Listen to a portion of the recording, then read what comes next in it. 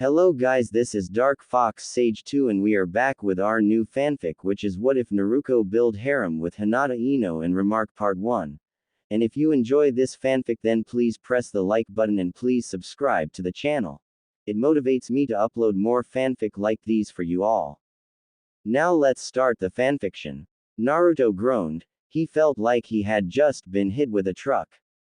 Stupid Orochimaru. What the fuck did he do to me? Hey, wait a minute, where am I? Asked Naruto. Naruto was in some type of, well, sewer was the best way he could think to describe it. There was ankle-high water and he could swear he could hear arguing of some kind. Curiosity getting the better of him, he started to follow the sound until he was blinded by a shining light. When it finally cleared, Naruto was greeted with a rather peculiar sight. A wolf with silver fur was having a heated argument with a giant monster behind some type of cage. And that's why I'm cutting off your chakra from him. I won't let you corrupt him, shouted the wolf. I'd love to see you try and stop me.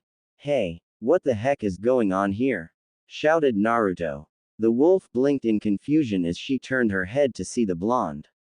Oh, Naruto, I didn't expect to see you so soon, said the wolf. Who the hell are you?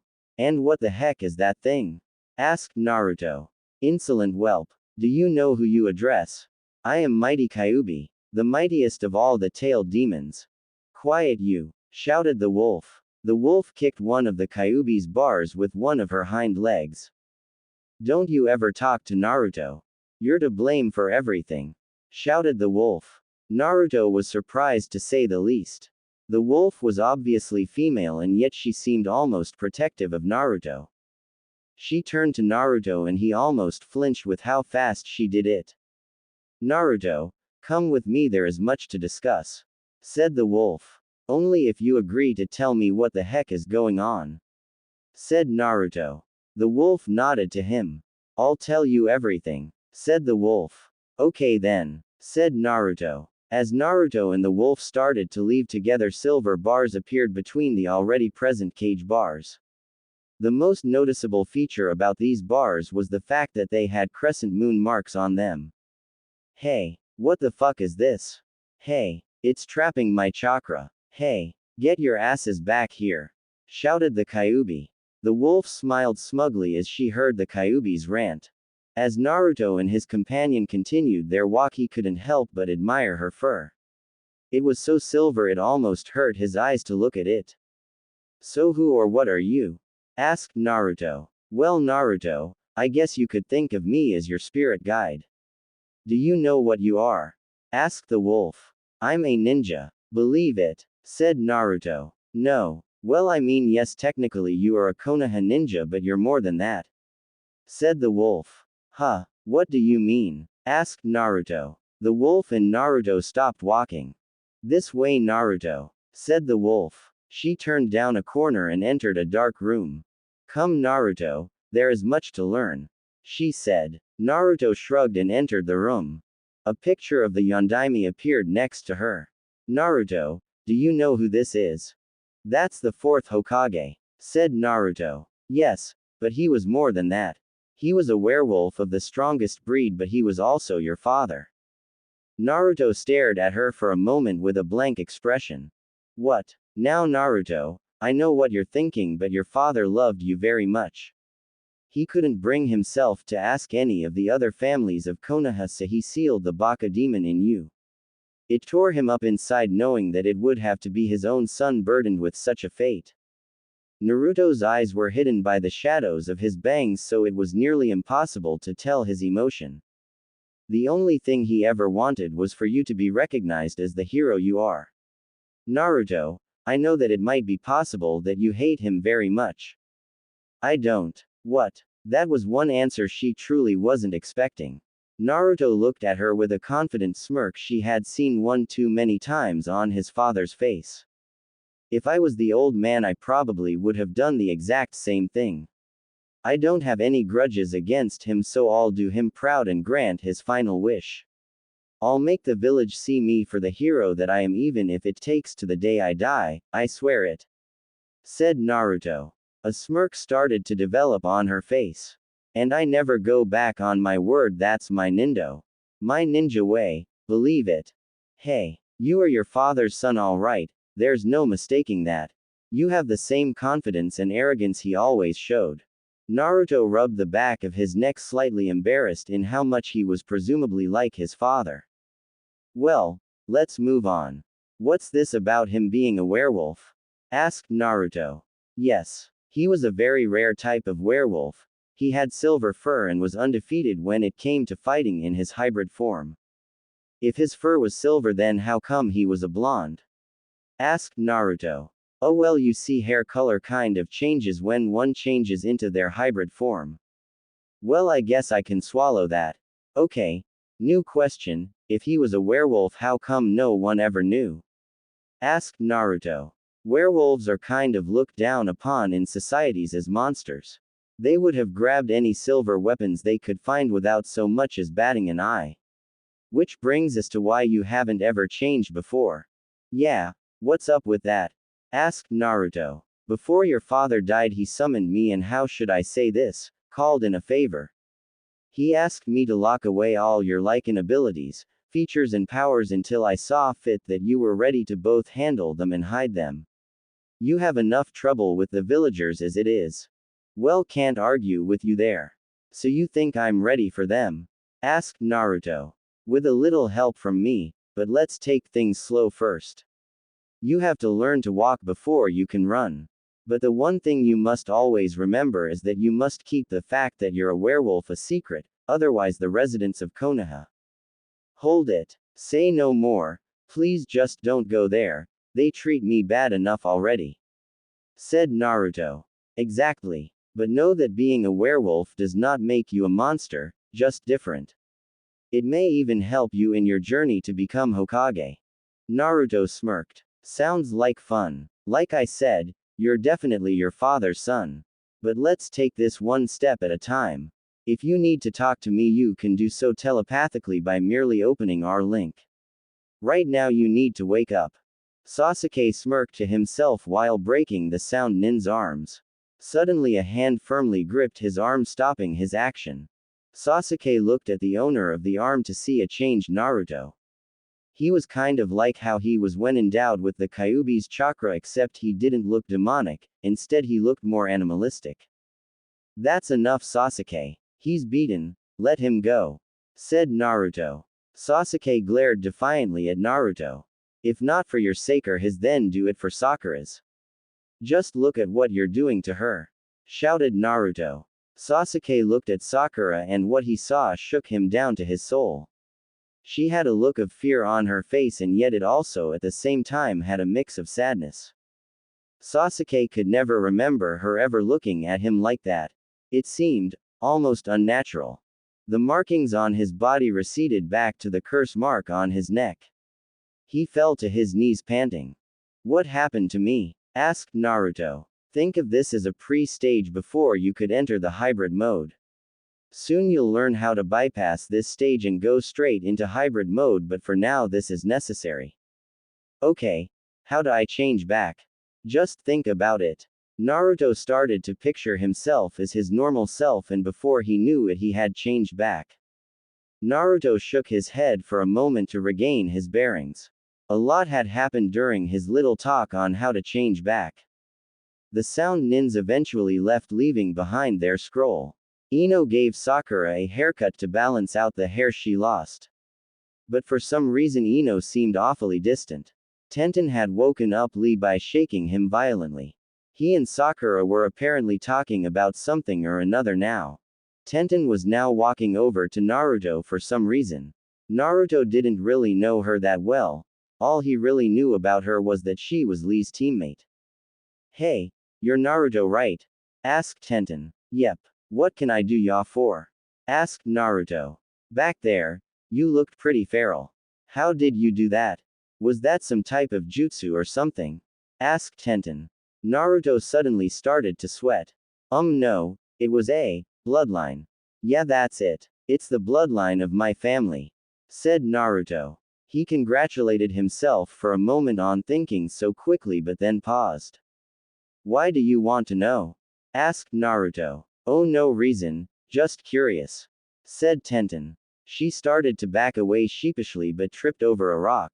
She got up and ran back to Neji and Rock Lee. That was weird, said Naruto. Naruto, Sakura, and Sasuke were leaping through the trees. Okay, so we lost a scroll and then gained a scroll, sending us back to square one. Am I right? Asked Naruto. That's how it went down, Dobi, said Sasuke. Maybe we should split up, see if we could find some weak teams to take a scroll from, suggested Sakura. That's a good idea, Sakura-chan, said Naruto. For once I agree with the Dobi. Meet back here in an hour, said Sasuke, throwing a kunai into the ground. So the members of Team 7 split up into 3 different directions. You've explained a lot to me lately, but I don't even know your name, said Naruto. You may call me Alu. That's a nice name. Thank you, Naruto, but if you excuse me, I'm going to go and make fun of a certain fox.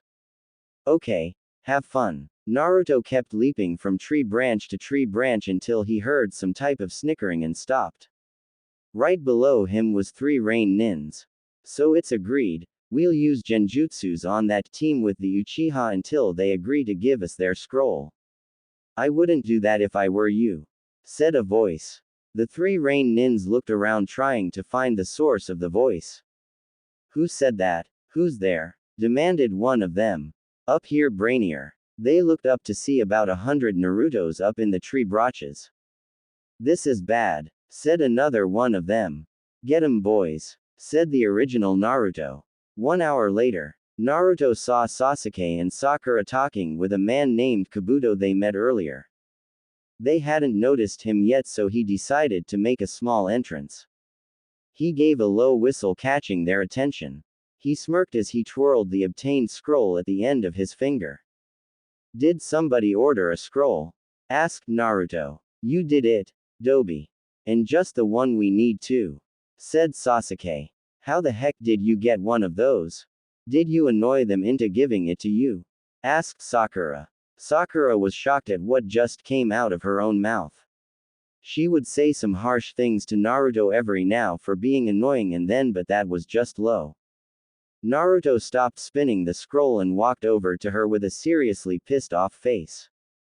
Sakura, I've liked you for a really long time. And I probably liked you a lot more than you deserve me to. Okay, I say, believe it, a bit more than I should. I'm not the sharpest tool in the shed, I'm not some prodigy like Sasuke, I'm always eager to learn a new jutsu and I like ramen a little too much. But that's who I am, and if that's not good enough for you, then maybe the one who isn't worth the time of day isn't me but you, said Naruto. Sakura just stood there with her mouth hanging open. Naruto of all people just told her off. Naruto tossed the scroll to her. Enjoy your scroll, Sakura-san.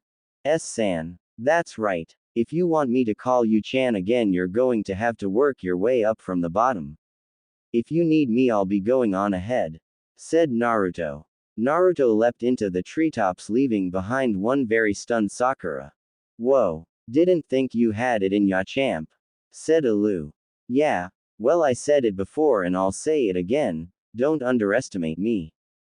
I'll be sure not to. Just because you're not a ninja prodigy doesn't mean you might not be a werewolf prodigy. You really think I could be a werewolf prodigy? Well, I can honestly tell you your father was one. He was known in the ninja world as the Yellow Flash, but to werewolves he had the nickname. Wow, really? Yes, and from what I've seen, you will most definitely be every bit as good as he was. Well, eventually anyways, you still got a long way to go, champ. Well, that's what I thought. Tell me, Naruto, besides the ones I've already seen, are there any villagers who treat you with kindness? There's the 3rd Hokage and Iruka-sensei, said Naruto. Anyone else? Well, I guess there's Hinata, but she's kind of weird. How is she weird? Well, more than once I've caught her looking at me only to look away once she realized I caught her. She can be pretty quiet sometimes and likes to fiddle with her fingers. But the weirdest thing of all is that she keeps stuttering whenever I talk to her. Quote, Alu, you're an idiot. said Alu simply. What? Why? Just keep jumping, champ. It wasn't long until he reached the tower, and only an hour later the rest of Team 7 arrived. Sakura was remaining silent, still shook from her little chat from Naruto. They nodded to each other and entered their gate. It took them a while, but they figured out the message in the room, but they got it. They were supposed to open the scrolls. They opened them up and a white smoke started to pour out of them. It's summoning something. Get rid of them, shouted Sasuke. They threw the scrolls to the far end of the room, making them land in an X on each other. When the smoke cleared, their former sensei stood before them. Iruka sensei, what are you doing here? Asked Sakura. Look at you three, you've come a long way. I feel so proud, I feel like buying you each a bowl of ramen. Yada. I'm gonna get ramen. Naruto, please calm down, said Iruka. Iruka begins to explain to them what exactly the scrolls were for and what they represented. The next part of the Chunin exams begin the day after tomorrow. Wouldn't be right if you were to take the next part of the exam completely exhausted. I suggest you use this time to go home and rest up, said Iruka. Team 7 gave a sigh of relief. They had been in the forest a bit too long. Living off of bugs and sleeping on the cold hard ground had taken its toll on them. But not you, Naruto. Hokage-sama says he wants to speak to the both of us for some reason, so just follow me, said Iruka. Okay, but can we still get that ramen later? Asked Naruto. Iruka sighed to himself. Sure. Why not? Naruto beamed as he followed his former sensei. The Hokage smoked his pipe patiently in his office. There was a knock on his door and he smiled to himself. Hokage-sama, Iruka Yumino and Naruto Uzumaki are here to see you, said his secretary. Send them in. The doors opened and in walked Iruka and Naruto. Hey old man, how ya doin'? Asked Naruto. Naruto, please try to show some respect, lectured Iruka. Oh, it's quite alright, Iruka. I'm quite used to it by now. Please, take a seat. Iruka and Naruto sat down on the two chairs in front of his desk. The old man let out a puff of smoke while collecting his thoughts, wondering how exactly to explain the situation. Tell me, what do the two of you know about this village's law about harems? Iruka and Naruto left the Hokage's office with saucer-sized eyes. Both the last of our clans. I never saw it coming, said Iruka. What I never saw coming was that info about multiple wives needed to rebuild clans, said Naruto. The third Hokage had once tried to tell Sasuke this information, but he was pretty sure he was only half listening. As Iruka started to head out of the hallway, he noticed Naruto wasn't with him. He turned around and saw Naruto staring at a picture of the Yondaime. The yellow flash of Konoha, those are pretty big boots to fill. Naruto felt a hand on his shoulder and saw Iruka-sensei. Come on Naruto, let's go get that ramen, said Iruka. Naruto smiled as he followed Iruka out. Iruka and Naruto sat down at their favorite ramen stand. Some beef ramen please, and keep them coming, said Naruto. I'll have the same but give some sake too. I'm going to need it, said Iruka. Coming right up, said the chef. So tell me Iruka-sensei, what was your clan famous for? Asked Naruto. Let's just say we could wield a mean giant shuriken and leave it at that, said Iruka. As the two started to eat their ramen, they were soon visited by the red-eyed Junin sat next to them. Hey Iruka, what's with the long face? Asked Kurenai. I just got some big news involving myself and Naruto. We each need to find multiple wives so we can rebuild our clans, said Iruka. He looked at his sake cup and threw it over his shoulder, taking a big swig from the bottle. Hitting it pretty hard, aren't you? Asked Kurenai. I'm drinking for the both of us. Naruto's too young, said Iruka. An hour later, Naruto patted his pot belly and Iruka's words started to slur. I wash never there for him before egg. Hiccup, but I'm going to be's there for him now. He's like my little brother or maybe even a son, said Iruka. If it wasn't for the fact that Iruka was slurring his words, Kurenai would have been impressed. Not everyone would look at the Kyuubi's container in such a way or offer such kindness. You know I always thought you were hot. Is that so? Yesh, but I wash afraid if I wear up to make a move you'd, hiccup, kick me in the gonadesh. And then any little friend quip we had be ruined. Said Iruka. Kurenai paused at this. She had always considered Iruka a friend at most, but she had never thought about him as anything else. Maybe it was time she did. He was an excellent gentleman, great with kids, and could even kick ass when he had to. I think it's time I started to get you home. Said Kurenai. Okay. Hey Sheffy. Put everything on my tab. Slurred Iruka. You got it. As Iruka leaned on Kurenai for support as they walked, Naruto could have sworn he saw a small trace of a blush on her face. Could she? Nah, said Naruto. Naruto got up and decided he could use a nice shower. Hey Naruto, I think you could use some new kunais and shurikens. The ones you have are about to fall apart. Yeah, I guess I should. I'll look for a shop or something tomorrow. But then you need explain some other things about me being a werewolf. Deal. Naruto stretched as he greeted the morning sun. His house was in its usual messiness with dirty clothes everywhere and a tower of ramen bowls. He often enjoyed this sight. But now was not the time to dawdle. He would have to hurry if he wanted to get everything done today. He had his morning ramen and got dressed. He locked up and left to get started on the day. Iruka awoke with a killer headache, wishing the sun would go back to sleep for another 5 hours. Morning, sleepy head. Morning, said Iruka irritably. Iruka paused for a moment. Something wasn't right. Let's see. He was in his own house, that was good, in his own bed, in his own room, with Kurenai in it. BWAH. What are you doing here? Asked Iruka. Relax. Last night you just got a little drunk. Said Kurenai. Iruka swallowed a large lump in his throat. What else happened last night? Asked Iruka. Not what you're thinking, I can tell you that. We just talked. You told me how you usually tend to sleep in after drinking, so I decided to give you a wake-up call. Said Kurenai. So you're only here because. Yep. You left the front door open. You know you really need to lock up at night. Said Kurenai. Iruka gave a sigh of relief. Well, I need to go and finish some paperwork. I suggest you get ready for your classes. Said Kurenai. She opened the door and was about to leave but paused to look at him. By the way, Iruka, you can be a very good sweet talker when you get the guts. Just thought you should know. Said Kurenai. Without another word, Kurenai closed the door behind her, leaving Iruka to his thoughts. Iruka's entire face did an atomic blush. He knew that there was something she wasn't telling him. Naruto ignored the usual hateful glares that were sent his way. He always just reminded himself that their glares would stop on his way to becoming Hokage, a figure which everyone in the village seemed to respect. New gear? Where the heck am I going to find a shop to buy new ninja gear that won't throw me out? Asked Naruto to no one in particular. Naruto knew that if he went to any of the usual stores in this district of Konoha, he would either be denied service or chased out.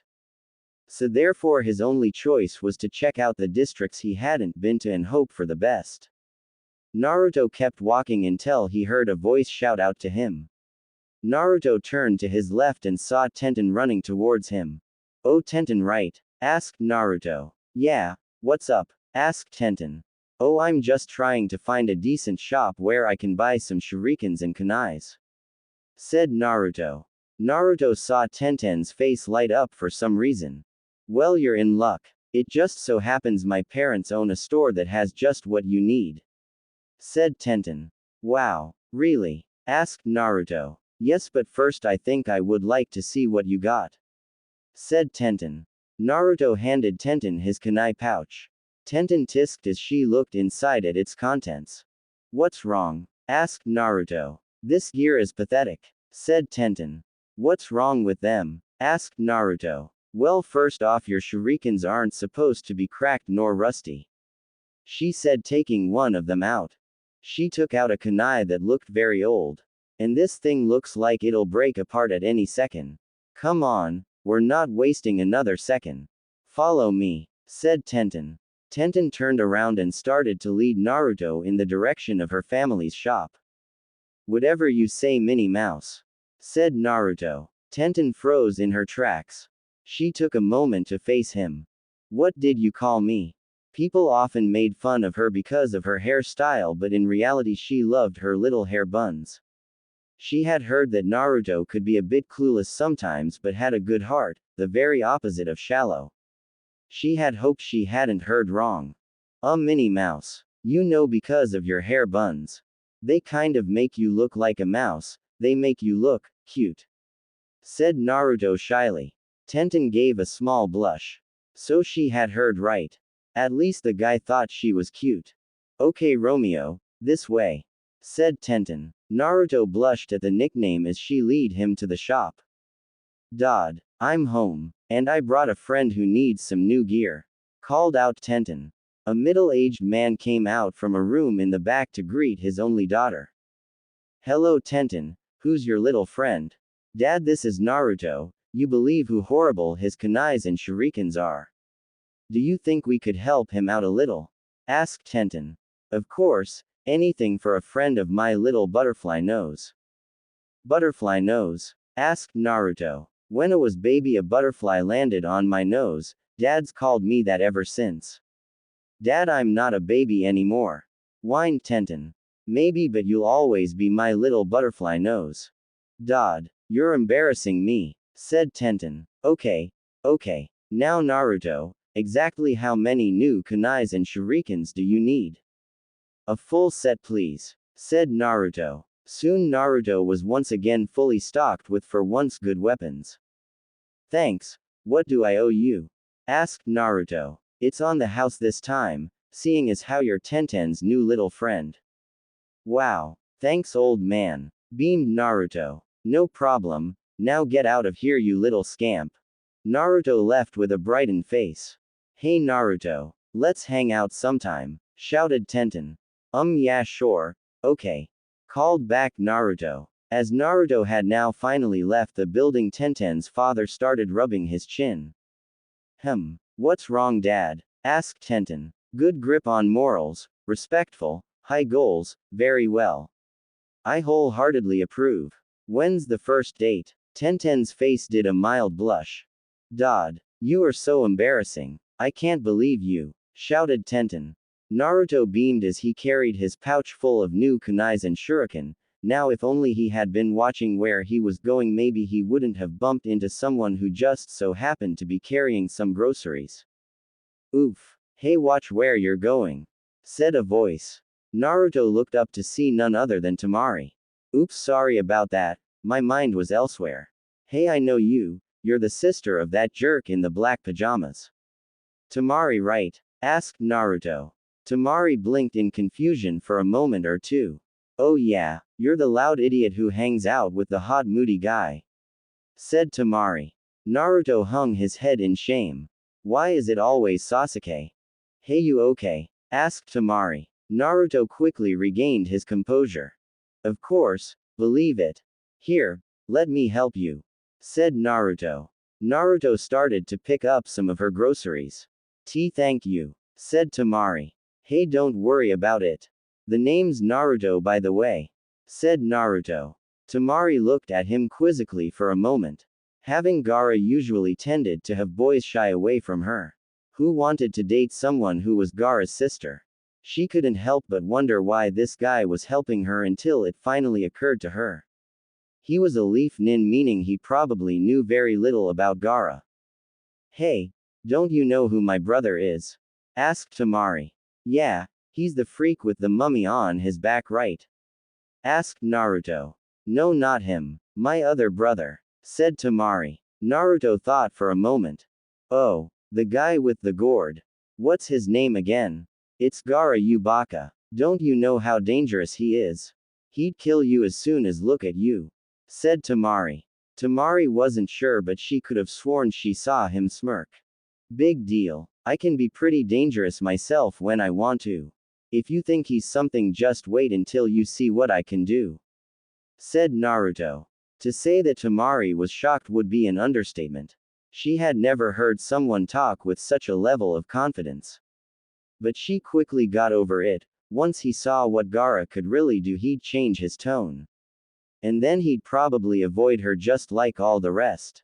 Well, I think that's everything, said Naruto. He handed Temari her groceries and started on his way. I'll see you around, okay? Asked Naruto. Temari shook her head. If he only knew. Later, in one of the many forests of Konoha, a werewolf with silver fur stood giving himself a once-over. He had a wolf head with a snout and wolf ears, in short the works. He stood a whopping 6 feet 8, he is still 12 after all, with a long bushy tail. His claws, although not made of metal, still shone off in the sunlight. His canines were big and intimidating, but surprisingly enough his eyes were still blue. Wow, I feel unbelievable, said Naruto. Got that right, champ. In your hybrid form you are stronger and faster than you ever were before, said Alu. Naruto smirked. Faster, you say? Naruto turned into a blur as he ran through the forest. Now this is what I'm talking about. Having fun? Asked Alu. You bet. This is the kind of speed I've always dreamed of, said Naruto. If you think you're fast now, just wait till you go under your full beast mode. Then you'll really be moving, said Alu. Naruto stopped running. Is my full beast form better than my hybrid form? Asked Naruto. No, it's just different. In your full beast mode you can track better, run faster, you even get a bigger set of chompers. While in your hybrid form you're a better fighter, can perform hand seals, and your claws are bigger. Naruto smirked as he started to run back towards where he started. So what happens to me during a full moon? Do I get forced into my hybrid form or something? Asked Naruto. Oh hell no. That's just an old wives' tale, but I won't lie to you, the full moon does affect you. However, it's more like you get an adrenaline rush from it. Normally the feeling is so exhilarating, werewolves prefer to be in hybrid mode or even full beast mode just to get a bigger kick out of it. And silver. Avoid it if you can. A little bit will burn like you won't believe, but a lot of it will kill you. Got it. What about other werewolves? Not too many of them, to tell the truth. You probably won't run into any others, so don't worry about it, said Alu. Well, it's time for ramen. What? But we're not done yet. It's just a ramen break. Please. Yuji. Forget silver. Ramen is your biggest weakness. Alright, but only one bowl, said Alu. Naruto changed to his human form and put on his orange top half of his jumpsuit. If he had kept it on, it would have been torn apart during the transformation. He really needed to find some shirts that could stretch. This wasn't to say that he didn't love his jumpsuit. Oh, quite the contrary. It was so orange and bright that most of the time people had to look at him. Naruto beamed as he walked out of the forest and into the village. He kept walking until he found his favorite ramen stand. He entered Ichiraku's with a smile on his face. Hey old man, one beef ramen special please, said Naruto. You been ordering a lot of meaty ramen lately, any reason? Asked the chef. Let's just say I developed a whole new appreciation for it, said Naruto. The old man merely shrugged as he started cooking. Naruto gobbled down his meal in 5 minutes and gave a contented sigh. That was good, old man. Don't ever leave Konoha, complimented Naruto. Naruto could have eaten more, but he still needed to figure out his werewolf powers more. So Naruto walked back to the forest with a slight spring in his step, unaware that he was being followed by someone in the shadows once again. Naruto reached the forest once again, but had this sneaking suspicion he was being watched. He took a quick look around but did see anyone. Naruto merely shrugged and entered the forest. As Naruto took off his shirt, he could have sworn he heard a meep somewhere. Well, that was weird, said Naruto. Naruto changed into his hybrid form and heard a gasp and a twig snap. Okay, I know I heard something that time, said Naruto. Naruto saw a small hint of a sleeve just barely peeking behind a tree. Acting on instinct, Naruto charged forward. When the figure tried to run, Naruto pounced on him, her pinning the figure to the ground. What Naruto saw clearly sent him for a loop. Hinata. Naruto. Naruto froze. Hinata had just found out his secret. Is that really you? Naruto immediately got off her. Hinata. I can explain. Stuttered Naruto. Hinata looked at Naruto for a moment. Could this really be Naruto? Okay, she did witness him transform, but could this really be the same boy she fell in love with? She stared into his eyes. They were still the same blue eyes she had fallen into so many times. It really is you, said Hinata. Looks like you're going to have to come clean, bucko. Naruto sighed. He was hoping he could avoid this if he could, but it looked like there was no way out of it now. He knew that Hinata was nice, so there was a possibility she would keep his secret. Okay, Hinata, sit down. I'll tell you everything, but it's going to take a while, said Naruto. Naruto figured that it would probably be best if he started at the beginning.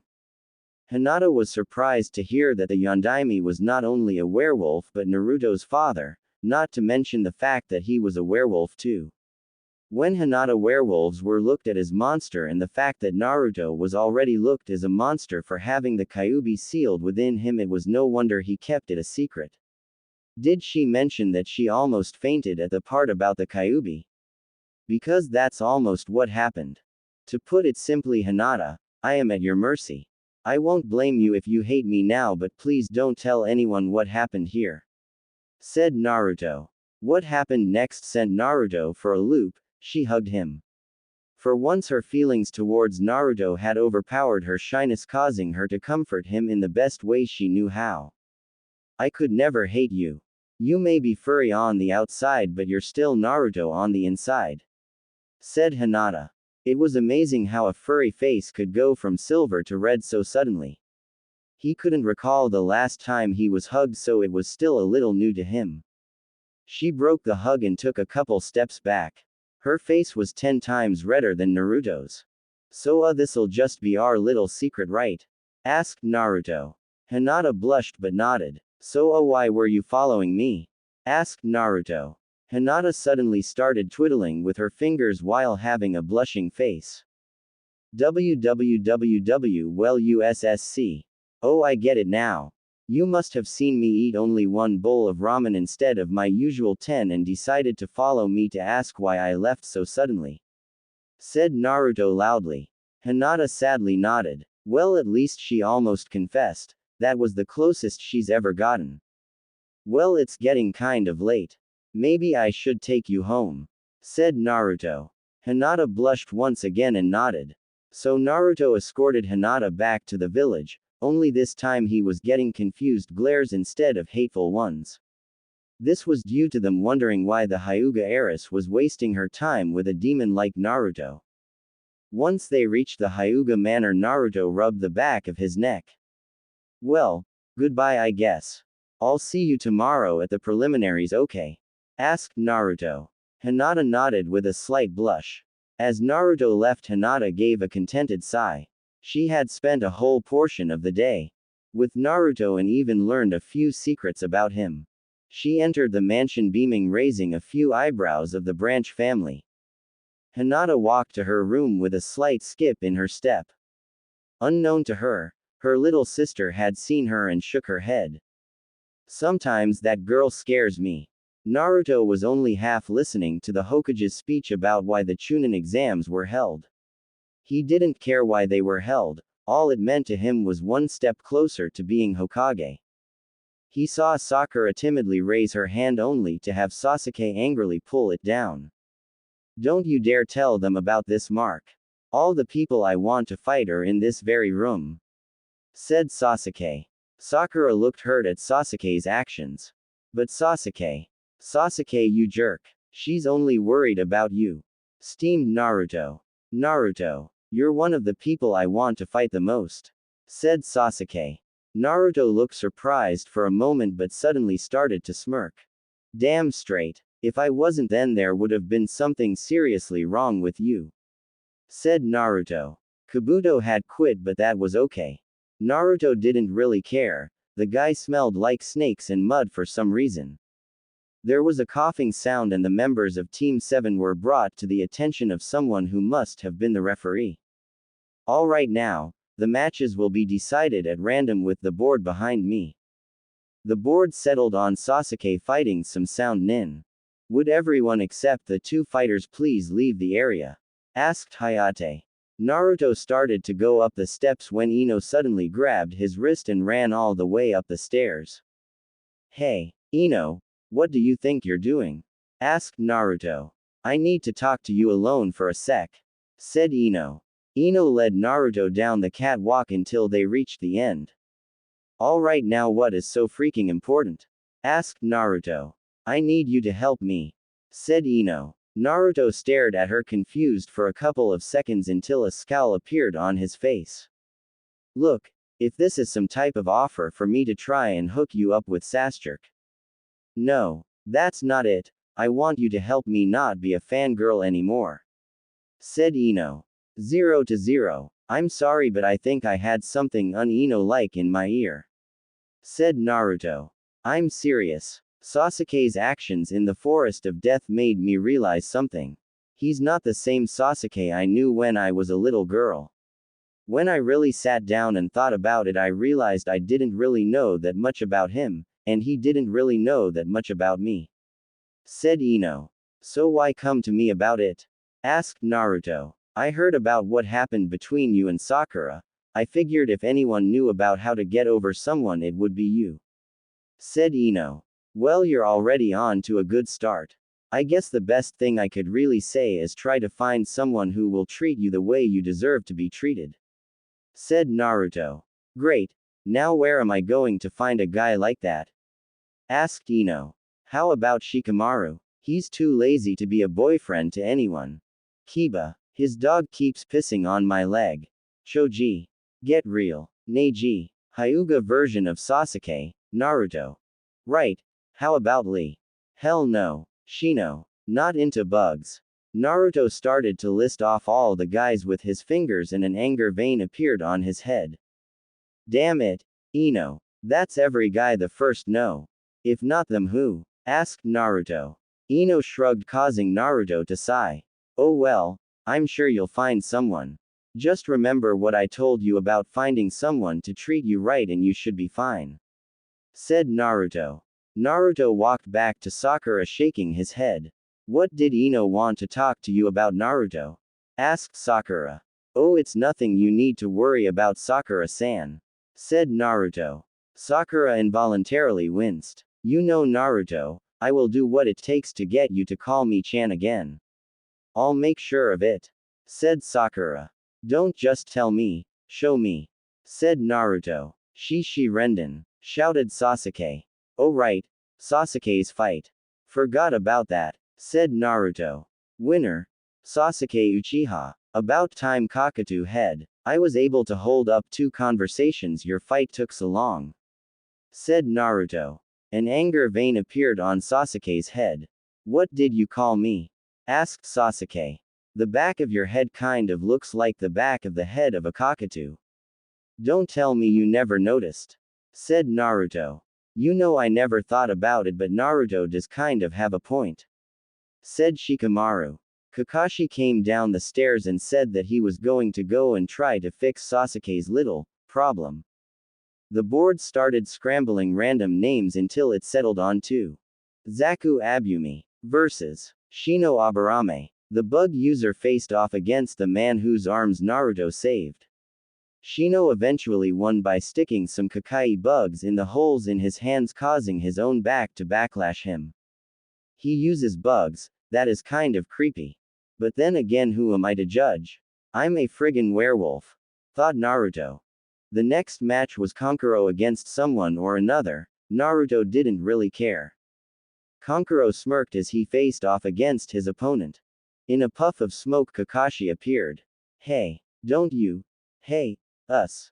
What about Sasuke? Is he? Started Sakura. Oh, don't worry about it, Sakura, it's been taken care of. He's sound asleep at the hospital, said Kakashi. Sakura breathed a sigh of relief. However, he is being guarded by several ANBUs, said Kakashi. Sakura's face became worried again. Smooth move, Kakashi-sensei. You really know how to put someone at ease, you know that, said Naruto, dripping with sarcasm. Naruto heard a scream and looked down to see that Kankuro had won his fight with a puppet. Oh, so that's what he was carrying, a puppet, said Naruto. Cough. Winner of the match is Kankuro. Cough, said Hayate. Once again the billboard started up again until it finally landed on 2. Sakura Haruno versus Ino Yamanaka. Well, this should at least be interesting, said Naruto. Sakura smirked as she went down the stairwell. She had a plan of action on how to deal with Ino. While Ino and Sakura were making their way to the floor, Tenten was staring at Naruto. What did Ino want with him? She couldn't have decided that Naruto was a better target than Sasuke, could she? Tenten was just starting to realize her feelings towards him, and she would fight for him if she had to.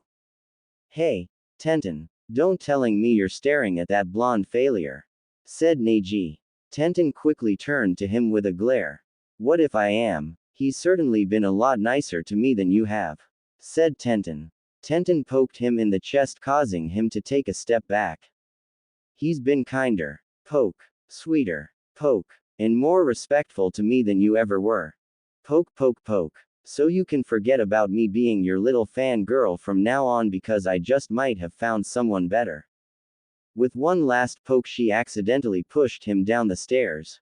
Og, yelped Neji. Tenten, it is not youthful to push Neji down the stairs, said Lee. Shut up, Lee. Hey, I know, why don't you go hang with Naruto for a while? He's probably pretty hard working himself, if I heard right, suggested Tenten. Fire started to burn in Lee's eyes. That is an excellent idea. From what I have seen in the forest, I know that Naruto also possesses the power of youth, said Lee. As Lee ran off, Tenten couldn't help but smirk. Maybe he'll even throw in a good word about me, thought Tenten. Sakura and Ino stared at the fallen Neji for a moment. Well, that was weird, said Ino. Cough. The next match is between Sakura Haruno and Ino Yamanaka. Begin. Ino and Sakura jumped apart to keep their distance. Sakura smirked. It was time to put her plan into action. You know, Ino, I'm not going to fight you over Sasuke. It's pointless, said a smug Sakura. Oh, you can have him, said Ino. What? Asked Sakura. What? Asked Shikamaru. What? Asked Choji. What? Asked Asuma. I'm through with Mr. Ice King. You can have him for all I care, said Ino. Then who will you? I don't know, I'll find someone. Alright, less talking, more fighting, huh? Suggested Ino. Sakura tied her hayate to her forehead, symbolizing that she was going to go all out. Ino smirked and did the same. At the respond of some unforeseen signal, both charged towards each other. Sakura started to go through hand signs and created 3 bushins. Ino wasn't too worried. If they were cage bushins, then she might have something to worry about. But with regular bushins, all she had to do was decipher the original. Unfortunately, she bet on the wrong horse and got a kick to the head. After that, the two merely started to exchange blows. Neji limped up the stairs, cursing himself for letting his guard down. Now he had a handicap.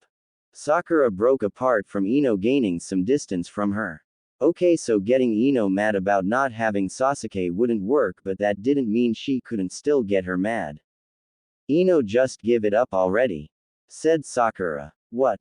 You're not fit to be a ninja. The only thing you care about is being social and where you get your next outfit, said Sakura.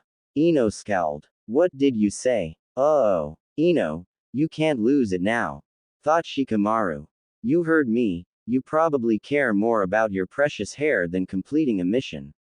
I bet that if you lost it somehow, you wouldn't even be here, said Sakura.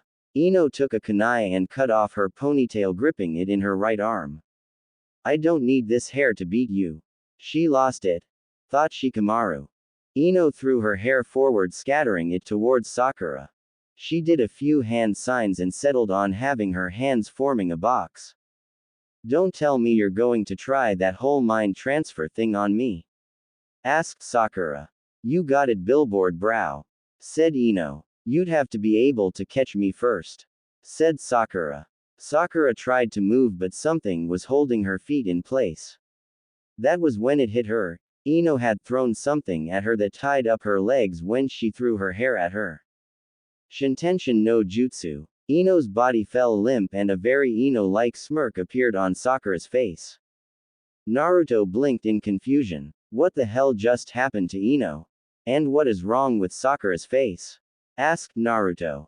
It's over. Though Shikamaru. The energy from Ino's Shintenshin mind transfer technique struck her head on. She's finished. Said Kakashi. Mind transfer. Then Sakura's not even, started Lee. Exactly. Sakura's psyche has been overtaken and supplanted by that of Ino. Right now, Ino is inside Sakura. So, her goal is probably to, started Kakashi. Sakura, Ino timidly raised her hand. I, Sakura Haruno, wish to withdraw, from the match. Said Sakura, Ino. Don't do it. Come on Sakura-san, shouted Naruto. What the? I thought he didn't care about her anymore, thought Ino. You said you were going to do what it took to get me to call you Chan again. Now prove it to me, shouted Naruto. So that's why you want to help her. Well, sorry Naruto, but she won't be able to prove herself this time. Sakura, Ino suddenly started shaking. What? I feel so cold. Naruto is so loud.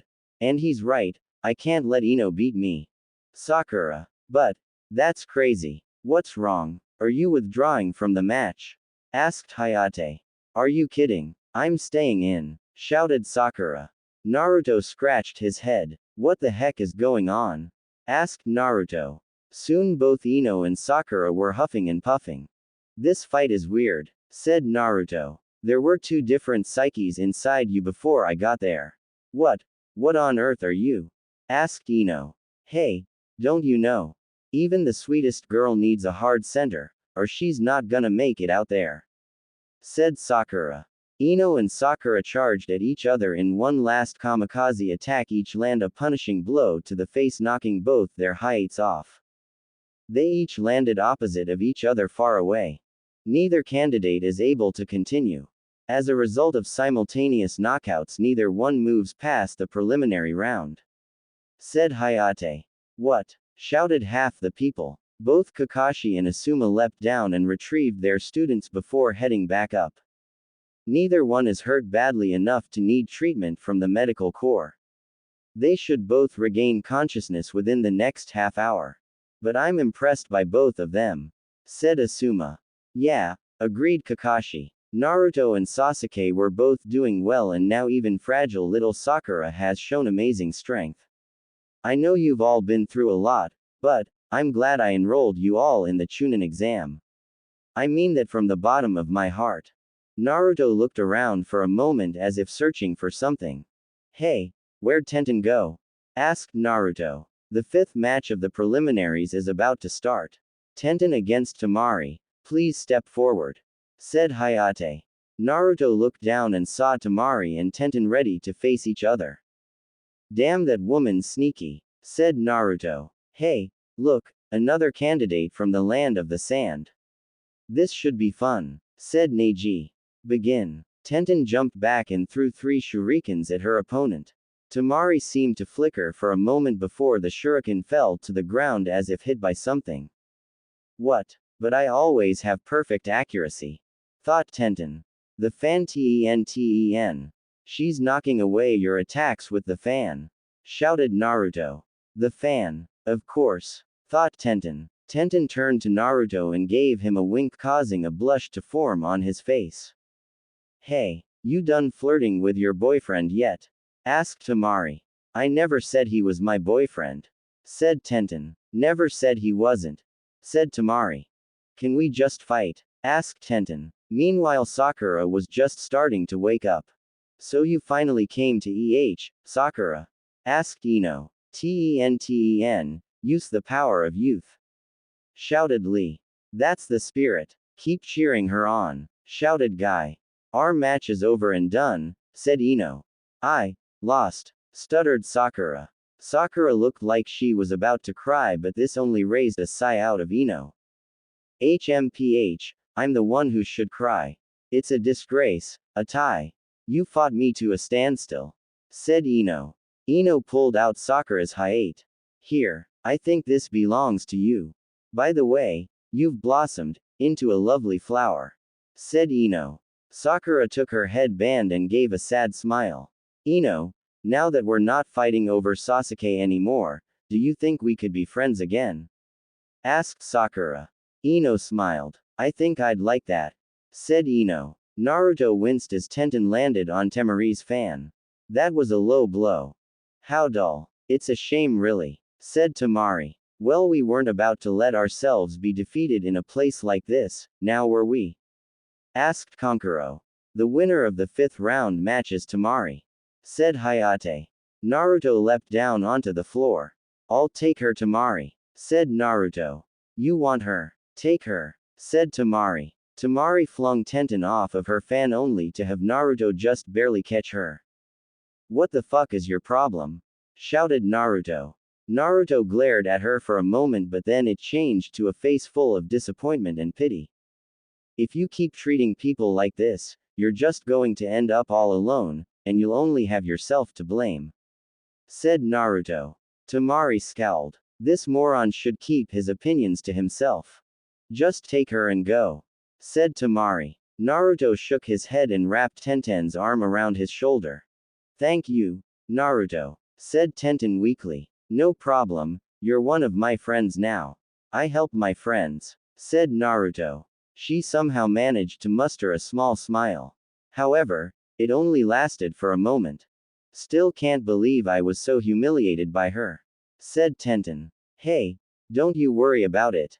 You were just out of your element, that's all, said Naruto. Naruto had once again managed a smile to form on Tenten's face as he walked her to the med nins.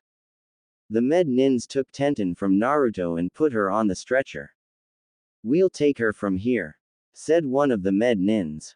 I'll come visit you at the hospital, okay Tenten, shouted Naruto. Naruto earned one's last smile from Tenten before the med nins carried her out. Naruto started to walk up the stairs where he was greeted by Sakura at the top. Hey Sakura-san, feeling better already? Asked Naruto. Yeah, but don't mind me. You just worry about yourself. If you let yourself lose now, you'll be a disgrace to all men. And Sasuke will never let you live it down, said Sakura. But no pressure, said Naruto. Hey, thanks Naruto, for helping me out before. Ino almost had me until I heard your obnoxious voice trumpeting, said Sakura. Yeah, I sure saved your butt, said Naruto. Sakura managed not to pummel him by chanting a mantra of, I'm trying to get him to call me Chanagan. While Sakura was talking to herself, Lee had managed to make his way over to them. These matches are certainly exciting, are they not, Naruto-kun? Asked Lee. Yeah Lee, I can't wait to show off my stuff, said Naruto. Sakura sighed. They were like a bunch of kids. Okay, my turn. I'm good to go. Who thinks he can take me? Asked Naruto. I have a feeling it's going to be me, said Lee. The board started up again and settled on another 2 names. Shikamaru Nara versus Kintsuchi. Aw man, said Lee disappointedly. Rats, pouted Naruto. No need to pout cub, you'll get your chance, said Alu. Did you just call me cub? Asked Naruto. Well, you're not a kid, that's for sure. I'll stop calling you a cub once I've seen you fully mature. What happened to calling me champ? Asked Naruto. Oh, I'll still call you that, rest assured. Oh, and by the way, you can't go hybrid during these fights, said Alu. What? Hello. Pitchforks and torches, remember? But, okay. Kabong. Naruto winced as he saw Kin knock herself out against the wall thanks to Shikamaru. Oh, that has got to hurt, said Naruto. The winner is Shikamaru Nara, said Hayate. Kiba started listing the names of the remaining genins, but Hinata wasn't paying attention. She was too busy staring at Naruto. Yesterday their relationship had gotten a little closer. Hinata blushed as she started to daydream about Naruto. Him in his werewolf form curled up around her sleeping and being used as a pillow by her. She prevented her thoughts from going hentai because she knew she couldn't handle them and probably would have died of blood loss. But that was okay. Romantic thoughts were more than enough for her. Naruto Uzumaki vs. Kiba Inuzuka. Well, it's about time. Thanks for being patient, everyone. I'm gonna make this worth your wait, shouted Naruto.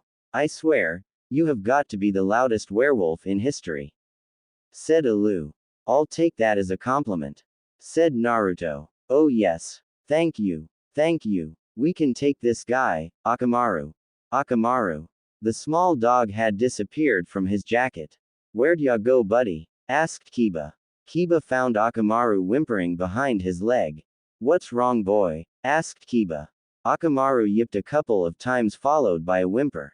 This raised an eyebrow out of his master. What do you mean something's weird about him? Asked Kiba.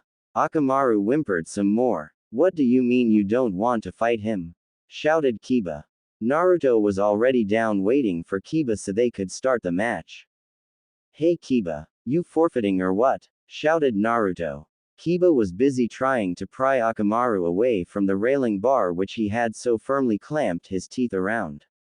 Be down in a second, shouted Kiba. Grr, growled Akamaru. Iruka Yumino was walking with a bag full of groceries. Of course, half of it was filled with ramen cups. I have really got to kick this ramen addiction before I end up like Naruto, said Iruka. One of his ramens fell out of the bag and started rolling away. No, that one's my favorite. Iruka started to chase after it, but with his groceries made it a difficult task. He wasn't exactly sure how far he chased his precious ramen, but he knew he wasn't anywhere near his apartment. He put the groceries down and bent over to pick up his ramen when chomp! Iruka screamed as something latched onto his behind. Bad dog! Bad dog! Shouted a voice. Iruka knew that voice. That was the voice of Hana Inuzuka. He knew it because she had on more than one occasion run into him picking up Kiba from the academy. Hana injected a shot into the dog, causing it to release its grip on Iruka's behind and fall into a sleep. But not without a price. Reep. Iruka blushed as he saw that the dog had a piece of his pants in his mouth and, if he wasn't mistaken, some underwear too. Oh my, said Hana. She just couldn't manage to avert her gaze from the hole in Iruka's pants. Iruka quickly turned around, covering his new pants hole with his hands. Hey, stop looking, said Iruka. A small blush appeared on her face. I'm not going to need shots, am I? Asked Iruka, looking at the dog. No, he's just an aggressive guard dog that needed his shots.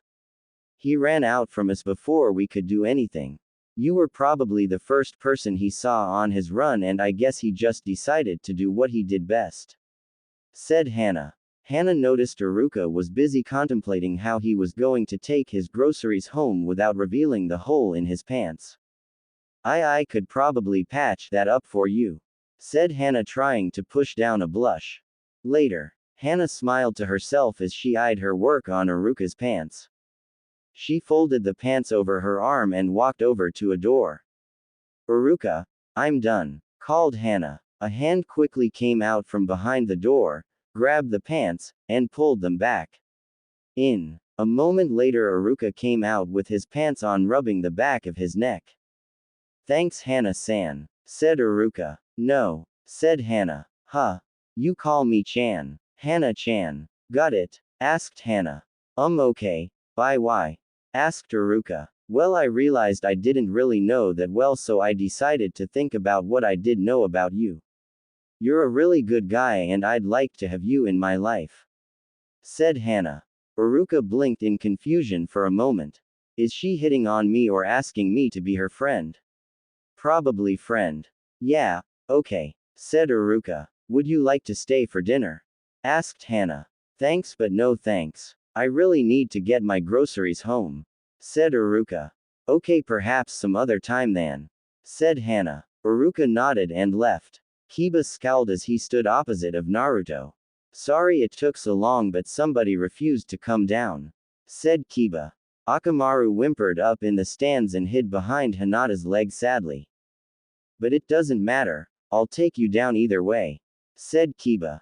Don't be so cocky, you jerk, said Naruto. Naruto, don't you dare let that loser beat you, shouted Sakura.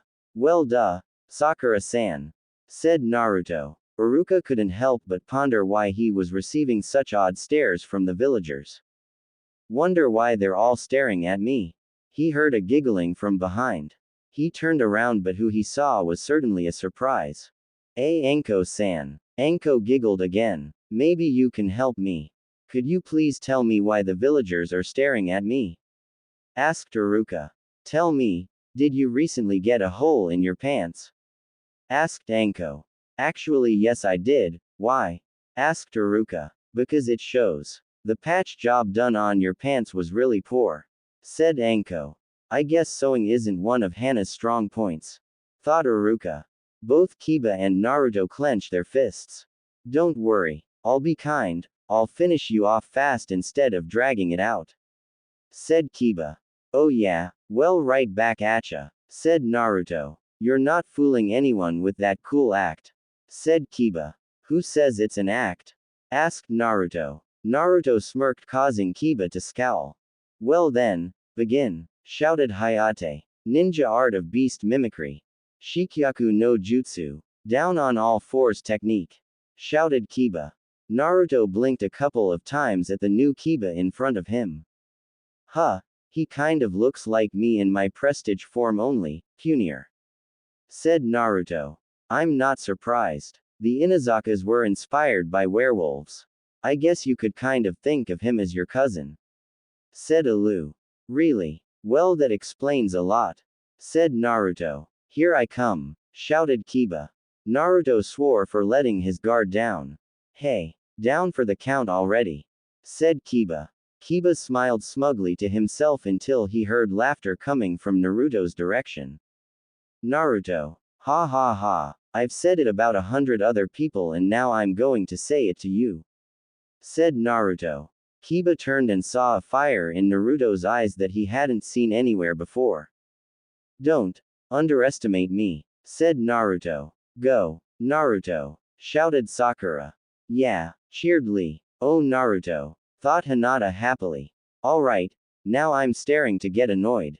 Time I got serious, said Kiba. Kiba popped a soldier pill in his mouth and threw a smoke bomb at him, surrounding Naruto in a purple cloud. Damn, I can't see a thing.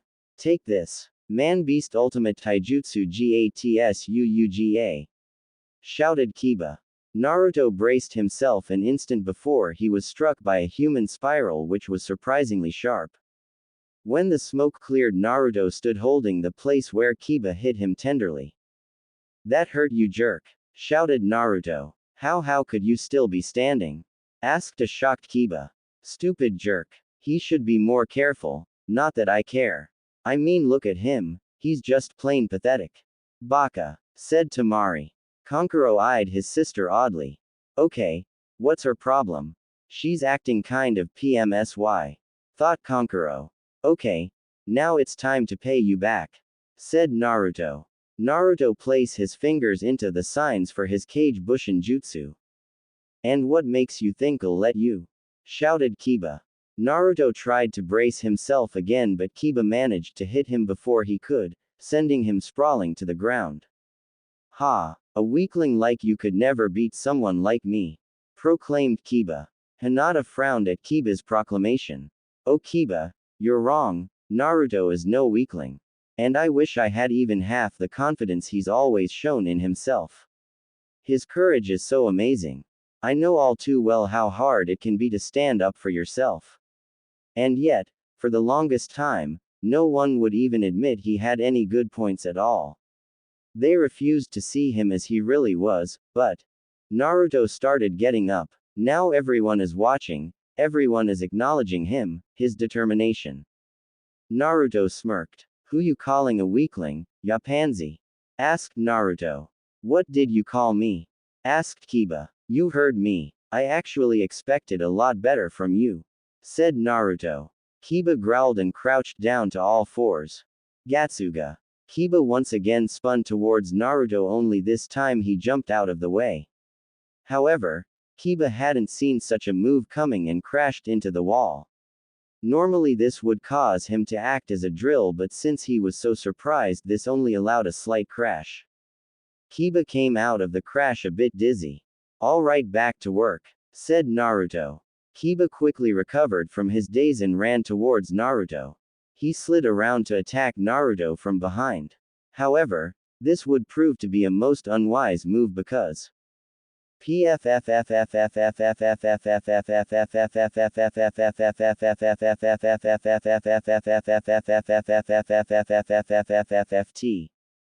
Kiba held his nose in pain due to the fact that his nose inhaled some of the gas from Naruto's fart.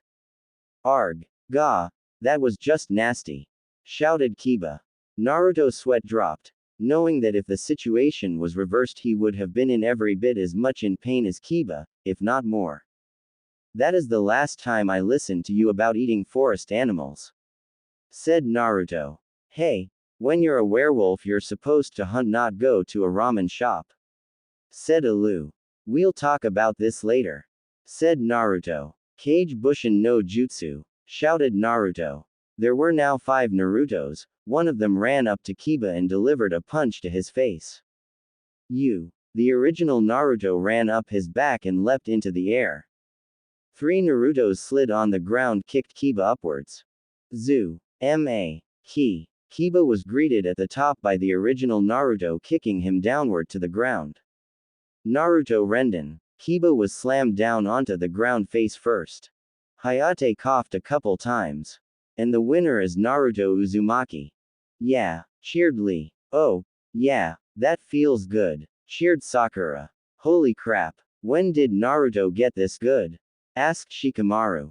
Yes, cheered Hinata on the inside. Naruto smiled smugly to himself. And I didn't have to use even my prestige on him. Naruto beamed as he ran up the stairs. Hinata swallowed a large lump in her throat. She hoped she could do this. Yesterday it was a miracle she even managed to hug him, but today, to try and give him something, a present, she just hoped she could do it without fainting. Naruto was about to walk back over to Kakashi and Sakura when he heard someone squeak his name. He turned to see Hinata holding out some kind of jar. What's that stuff? Asked Naruto. It's an ointment for wounds, said Kurenai. Wow. Thanks Hinata. You're even nicer than I thought you were. Especially considering, yesterday. At the mention of yesterday, Hinata's entire head glowed red. Hey, exactly what happened yesterday? Asked Kurenai. Not what you're thinking, I can tell you that much, said Naruto. It's a secret, said Hinata. Kurenai was a little taken back by the fact that Hinata was keeping a secret from her, but she couldn't help but smile at how happy Hinata seemed to be whenever she was around Naruto. They're cute together. Maybe I could arrange a double date. Yes, that'll work. Me and Aruka, Naruto with Hinata, thought Kurenai. Naruto took some of the salve and placed it on one of the wounds he got from Kiba, and almost immediately a dream-like smile appeared on his face. Wow, this ointment is like really good, said Naruto. Naruto felt some killing intent directed towards their direction and saw Neji glaring at Hinata. What are you looking at, stare boy? Asked Naruto. Naruto turned back to Hinata but found her missing. Damn it, are all women sneaky? Asked Naruto. Naruto saw that Hinata was down the stairs by Kiba ready to give him some ointment she just gave Naruto. Oh well, back to my own team I guess, said Naruto. Kiba-kun. Kiba turned his head towards Hinata. This is a healing salve, for you and Akamaru, said Hinata. Nice of you to worry about everyone else but save some of that concern for yourself. There are only 6 of you left, you, Choji, Neji, Lee, one from that Sound Village, and that guy from Sand, said Kiba. Hinata was beginning to think she knew where Kiba was going with this and she wasn't sure what she should do. If they pair you off against that sand ninja, withdraw immediately. And not just him. The same goes for Neji. If you have to face him, don't fight. Forfeit. He's so cruel to you, you'd be torn to pieces, said Kiba. Cough. Well then, the next match will be, started Hayate. Hinata Hyuga versus Neji Hyuga. Hinata gasped. Of all the people she could have fought, why did it have to be Neji? Hinata stood in front of Neji, averting her eyes from him. I never dreamed we'd find ourselves fighting each other, Hinata-sama, said Neji. Neji. Hunh. She's his sister, shouted Naruto. Both are members of Konoha's oldest and most illustrious family, though whose veins flows the most elite and accomplished blood, the Hyuga clan. But they're not brother and sister, said Kakashi. Then how are they related? Asked Sakura. Well, it's complicated. I guess you could say they're related in the same way that a tree branch is related to the trunk, said Kakashi. Branch and trunk. Yes. Hinata is a member of the main branch of the Hyuga clan and Neji is a member of the cadet branch that supports it, said Lee. So it's family fighting family. That'll be hard on both of them, said Sakura. Maybe not as much as you think. There's been strain between the central and cadet branches of Clan Hyuga for some time, relations aren't exactly friendly, said Lee. Why's that? Asked Naruto. I don't know all the details, but it sounds like a pretty common tale among older families. The first generation of the Hyuga clan made all sorts of rules and decrees that favored the main branch of the family in order to preserve the family line and retain the purity of their blood. It's said that members of the cadet branch still burn with anger and humiliation, said Lee. Quote, quote. So it's one of those fateful showdown things then, said Sakura. Cough. Well, please begin the match, said Hayate. Neji continued to glare at Hinata. Before we begin, there's something I have to point out to Hinata-sama, said Neji. Hinata looked at Neji questionably. You're not cut out to be a shinobi. Withdraw from the match, said Neji. Quote, exclamation mark, quote. You're all sweetness and light, a peacemaker, not a troublemaker. You're easily led, not a leader, said Neji. Hinata's face fell sadly. And you have no self-confidence. You've got a world-class inferiority complex, so I know you'd have been more comfortable and content staying at the genin level. But applicants for the higher level Chunin selection exam must compete as a trio, and you couldn't bear to let your teammates down. The truth is, your participation has been reluctant from the start, hasn't it? Asked Neji. No, you're wrong. I really wanted to change that about myself. So, of my own volition, stuttered Hinata. A leopard doesn't change its spots. Hinata-sama, you're the sheltered little baby of the main branch, aren't you? Asked Neji. What? Asked Hinata. Fear started to show on Hinata's face. A failure always fails. And a weak personality won't become strong, said Neji. Naruto started to scowl. It's precisely because of the unchangeable nature of humankind that differences between people are born. It's why we've coined terms like elite and failure. It doesn't matter who you are, we're all judged on the basis of our looks, our intelligence, our talent, our personalities, just as we judge others in turn. Yes, it's a form of discrimination. And the factors that it's based on don't change. We have no choice. We must live within the boundaries set for us by the judgment of others. It's as unchangeable as the fact that I'm of the cadet branch of the family and you're a member of the main branch, said Neji. Okay, now I'm just getting sick of typing Neji's speech. No wonder a lot authors skip it. Sigh. But I won't stop halfway. I refuse to become lazy on my readers. I shall make this story accurate. Naruto started to tremble with anger. This guy was starting to royally piss him off. I've seen through many things with this all-seeing Byakugan eye, and so I know, this courage you're displaying is just a bluff. In the truest, deepest part of your heart, you're desperate to run away from here right now, said Neji. No, I really want to, started Hinata. Kakashi started to explain exactly what the Byakugan was, but Naruto wasn't listening in the slightest. He was too busy fuming at Neji's treatment of Hinata. Neji activated his Byakugan with a fierce glare. Hinata started to shiver with fear. My eyes can't be deceived, said Neji. Hinata gasped. Just now, to escape my stare, you averted your own eyes, glancing towards this upper left. It signaled your recall of a past experience, one that brought you pain. When you subsequently glanced to the lower right, it indicated that you were envisioning physical and mental agony.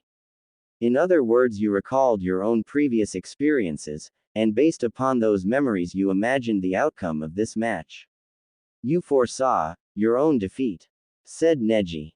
Hinata flinched. Even now, as you bring your arms up in front of your body as if to shield yourself, your body is signaling your desire to raise a wall between us, to create some distance from me.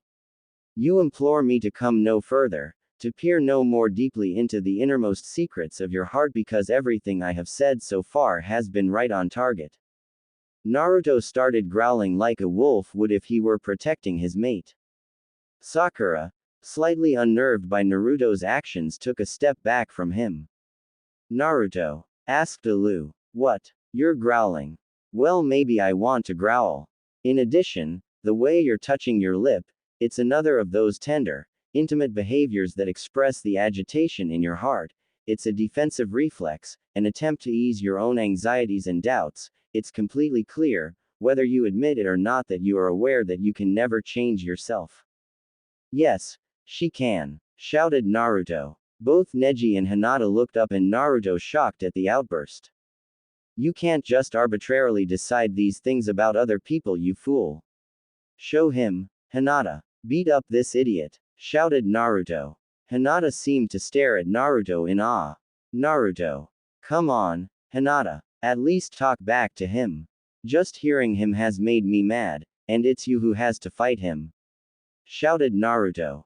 Neji glared at Naruto, not noticing that a new spring of confidence started to form in Hinata's eyes. Naruto, thank you, thought Hinata. Neji turned back to Hinata, surprised to see the fear in her eyes completely gone. The look in her eyes is different now, thought Neji. So you're not going to withdraw? Then I won't be responsible for what happens here, said Neji. Hinata activated her own Byakugan, remembering the words of Naruto's Nindo. I don't want to run anymore, thought Hinata. Hinata got into her Juken stance. They have the same Hyuga style after all, even her stance is identical to Neji's, said Lee. Hyuga style? Asked Sakura. The strongest school of taijutsu in Konoha, said Lee. Huh? Asked Naruto. I've mentioned it before, I'm sure, that the strongest junior ninja is a member of my own team. I was referring to Neji, said Lee. Hinata and Neji started to exchange blows via palm thrusts. She managed to graze the side of his body. Did she get him? Asked Sakura. No, it's just a scratch, said Naruto. But a scratch is all it would take. That's why the Hyuga clan is often regarded as Konoha's most illustrious family, said Lee. Huh, what do you mean? Asked Sakura. Among the Hyuga, there are unique taijutsu passed down from one generation to the next.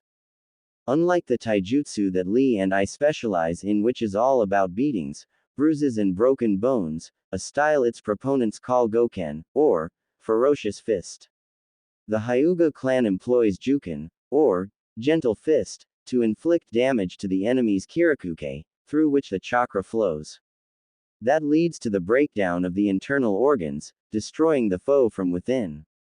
It doesn't look like much, but the effect grows gradually after the initial attack, said Guy.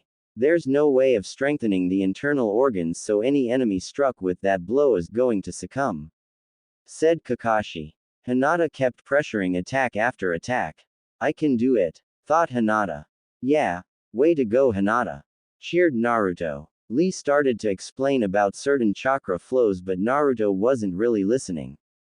He was almost mesmerized by Hinata's fight. That's great, Lee, said Naruto. Lee looked between Naruto and Hinata's fight back and forth for a minute before flames erupted in his pupils. Yosh! Naruto holds the youthful flames of love for Hinata, exclaimed Lee. Hinata almost tripped and Naruto turned around so fast that if you blinked you would have missed it. What? I never said anything about that, shouted Naruto. Guy-sensei, I hope I too may find someone as wonderful to me as Hinata as to Naruto, said Lee. You can do it, Lee, just so long as you stay youthful, said Guy. Guy-sensei, Lee. Guy-sensei, Lee. Guy-sensei, Lee. Make them stop, shouted Sakura. Unfortunately for Sakura, no one heard her plea, especially Naruto, who was still trying to find a way out of his embarrassing situation. But, I don't think she'd, stuttered Naruto. Kakashi patted him on the shoulder. It's okay, Naruto, nobody is implying anything. Let's just enjoy the fight now, huh? Suggested Kakashi. Hinata supposedly landed a solid blow to the chest. All right, cheered Naruto. However, Naruto was shocked to see that it was Hinata who coughed up blood. Hinata gritted her teeth and tried attacking again, but what she didn't know that was through the entire match Neji had been striking her chakra points in her arm. He pulled her sleeve back to show her the places he hit with his fingers. It can't be. You mean, from the very beginning? Asked Hinata. Precisely. My eyes can detect the tenketsu, said Neji. Kakashi started to explain about the tenketsu, or chakra points that can stop or increase the flow of chakra, but Naruto was too busy witnessing the battle turn in Neji's favor. Hinata was sent flying back from a palm thrust. Hinata-sama, this is the unalterable difference in strength, the distinction that separates the elite from the failure. This is unchangeable reality. From the moment you said you wouldn't run, your defeat was inevitable. The only possible outcome was your present despair, said Neji. Hinata huffed and puffed, trying to catch her breath. I withdraw, shouted Neji. And never go back on my word, struggled Hinata. Naruto was shocked. That was his nindo. Because that's my shinobi way, too. Just like me, thought Naruto. Naruto couldn't stop staring. Hinata refused to go down. Man, she's got guts, said Naruto. She's a lot like you, said Lee. Yeah, I've noticed that she's always watching you, Naruto, teased Sakura. Yosh, you will be a perfect couple together, shouted Lee. Naruto blushed. Would guys stop that? I'm trying to watch this, said Naruto. Neji continued to glare at him. Come here, said Neji. Hinata tried to take another step but coughed up blood again. That kid is already at her limit. One more attack and she'll. Thought Kurenai. Hang in there, Hinata, shouted Naruto. Naruto, thought Hinata. The look of strength is back in her eyes, thought Neji. Hinata sprinted forward, ready to attack. I've watched you for years. Why is that? Thought Hinata. She pressed on her attack but failed in landing a single blow. I don't know what it is, but when I watch Naruto, I feel a wellspring of courage bubbling up inside me. I feel like if I just do my best, then even I am worth something. That's how I start to feel, thought Hinata. Neji swatted away Hinata's arm and delivered a punishing blow to her chin. Whoa, that was a low blow, shouted Naruto. Hinata coughed up blood a couple of times before charging at Neji again. Naruto, I've been watching you for such a long time, but now at last, you're watching me, thought Hinata. Neji batted away Hinata's palm thrust and countered with one of his own. Hinata fell to the ground after coughing up some more blood. Don't you know when to quit? From the start, your attacks have been completely ineffective, said Neji. That was Jenny's master stroke. It targets the heart. It's a pity, but the girl can no longer even stand, said Guy. Hayate sighed to himself. Sometimes he hated his job. Seeing as the match cannot go on, don't stop it, shouted Naruto. Sakura was about to lecture Naruto but stopped mid-sentence when she saw Hinata starting to get back up. Needless to say, everyone was shocked at the girl's willpower. Why are you getting up? If you push too far you really will die, said Neji. It's because now the person I've admired for so long is finally watching me and, thought Hinata. Why, thought Neji. And in front of him, I can't bear to look uncool, thought Hinata. Naruto smiled to himself. He had underestimated her. This isn't over yet, said Hinata. You're not fooling anyone. I can see with these eyes, it's taking all your strength just to stand.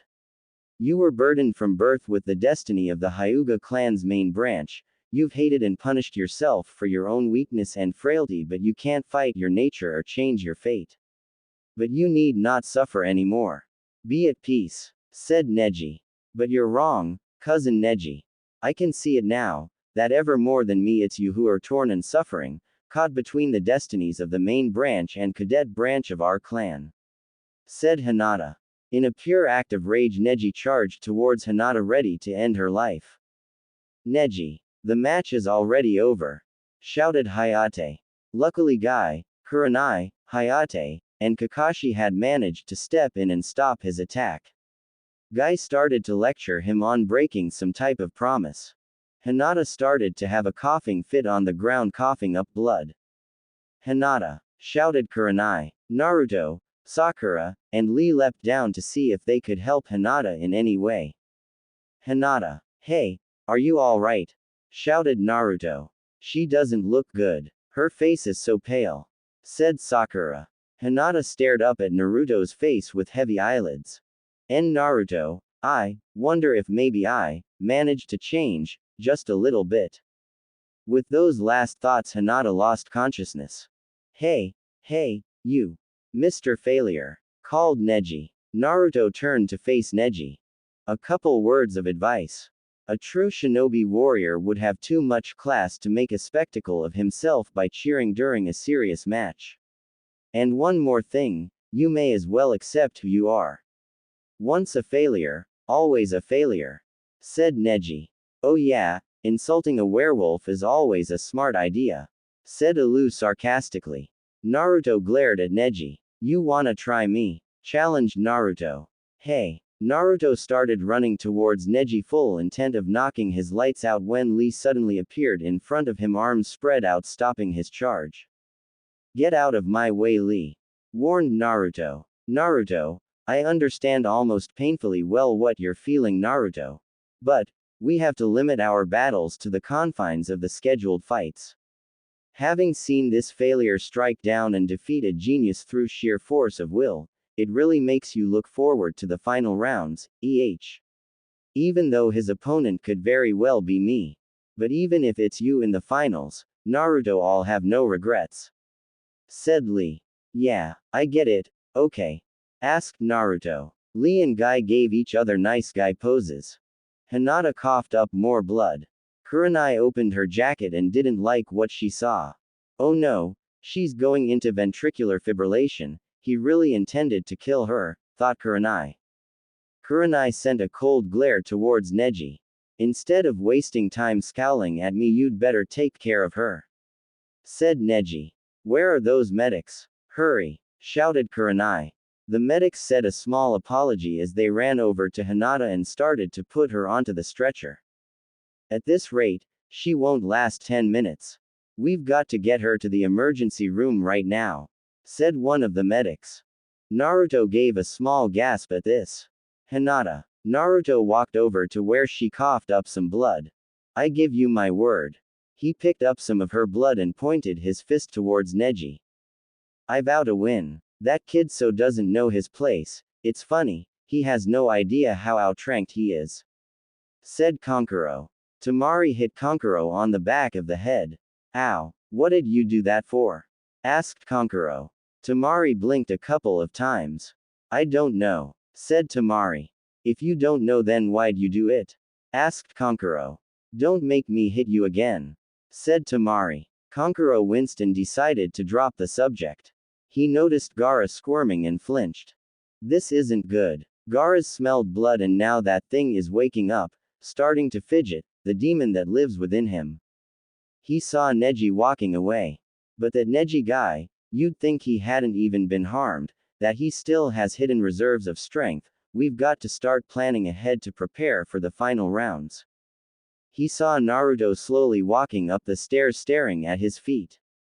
Maybe I should gather some intelligence. Naruto's an idiot, but he'd be a good place to start. Naruto stood on top of the stairs, his mind full of curious thoughts. Why was he feeling so protective of Hinata? He barely knew the girl. But she was very nice to him, she never hit him, that's for sure. Maybe it was because in some way they were both the same, both failures. He had no idea they had the same Nindo, that was for sure. I should visit her in the hospital. She's a really good person. Hey. Naruto turned to see Kankuro and gave him an annoyed stare. You're a funny guy, I like that. Said Kankuro. Well, you're not funny at all and I don't like that. Said Naruto. An anger vein appeared on Kankuro's head. That miserable little, you are so toast the first time I get an excuse. Thought Kankuro. What the heck do you want? Shouted Naruto. Well, you see, it's about that Hyuga Neji guy, but. Naruto crossed his arms. I'm gonna get that guy. He'll be lucky if he's still in One Piece. Said Naruto. Well, you're certainly fired up. Gonna avenge your girlfriend, huh? Asked Kankuro. She isn't my girlfriend. Said Naruto. Could have fooled me, I could hear you growling from the opposite side of the room, said Kankuro. Do you want me to kick your ass? Asked Naruto. Touchy, you're kind of acting like my sister. Maybe it's a blonde thing. Said Kankuro. Naruto sighed. Cough. Cough. Now, then it's time for the next bout. Said Hayate. I guess it's finally your turn. Go, Lee. Said Guy. No way. Said Lee. Needless to say, everyone was surprised at Lee's attitude.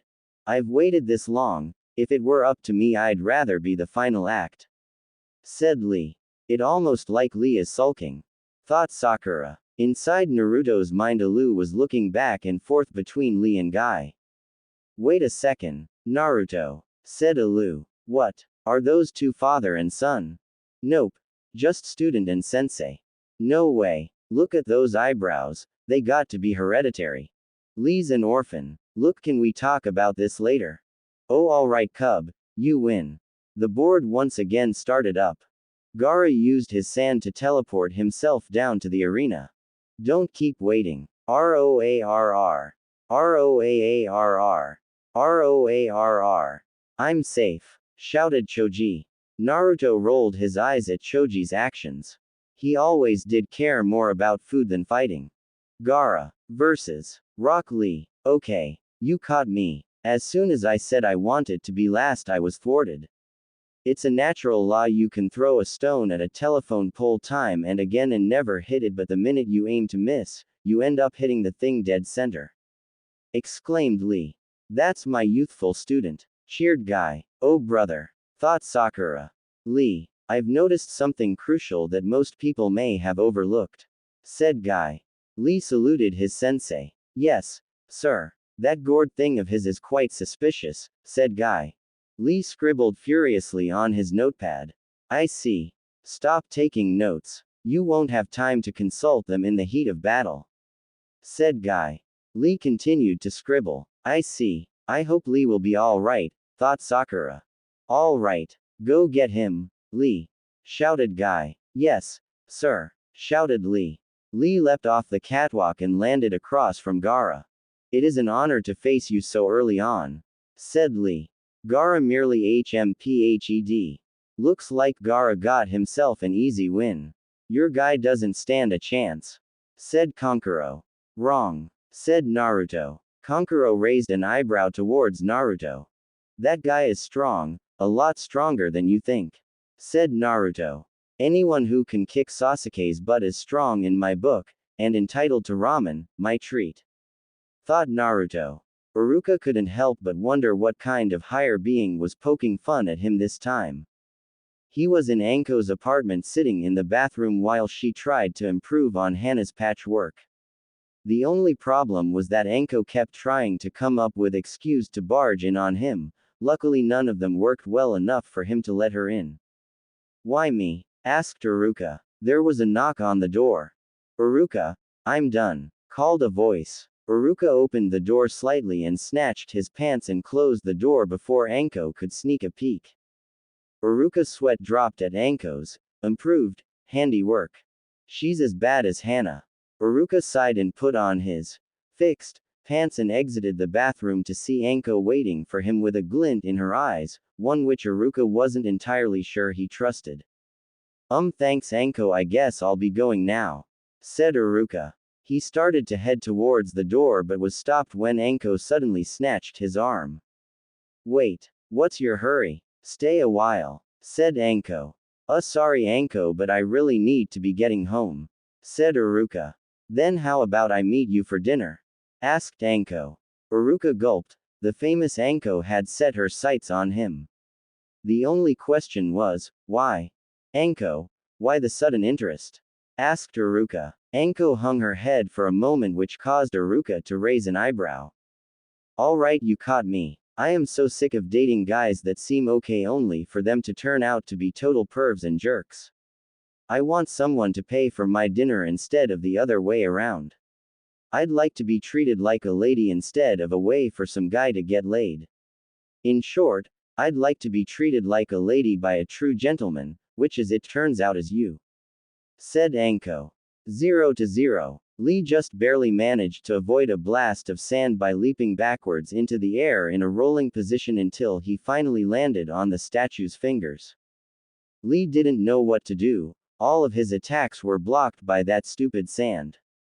Alright Lee, take him off, shouted Guy. But Guy-sensei, you told me to only to remove them to protect those precious to me, said Lee.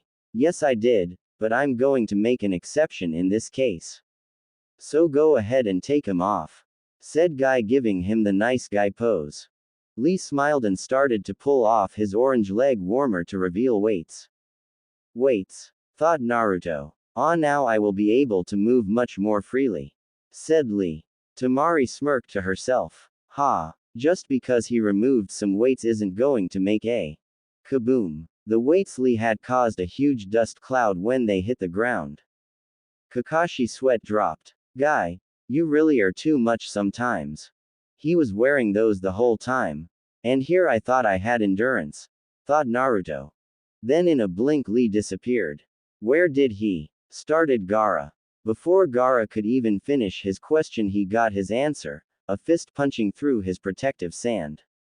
To say that Gaara was surprised would be an understatement. No one had ever gotten past his sand before. Lee disappeared again only to punch through some sand on the other side. For the first time ever, Gaara started to panic. He couldn't tell where he was going to pop up next. And worst of all, his sand couldn't keep up with him. Yeah, go Lee. Show that walkin' beach who's boss, shouted Naruto. Temari silently chuckled to herself. She thought that was a pretty funny insult even if she would never admit it out loud. Lee appeared above Gaara and delivered a swift downward kick to the head. Yeah, that's right. Don't mess with leaf ninjas, shouted Naruto. Lee was shocked to see bits and pieces of Gaara's face fall off, crumbling into sand. What? You think that so you, stuttered Haruka. Yes, I've checked all the other male nins and you're the most gentleman-like, said Anko. Really? Yes. Anko started to smile lustfully. Lucky you. Haruka started to sweat. He knew that smile from the stories he had heard about her.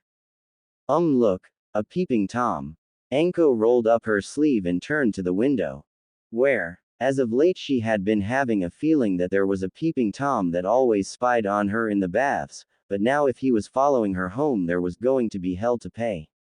However, she saw no peeping Tom. When she turned back around, the only thing left of Haruka was a note. She grumbled to herself as she picked up the note.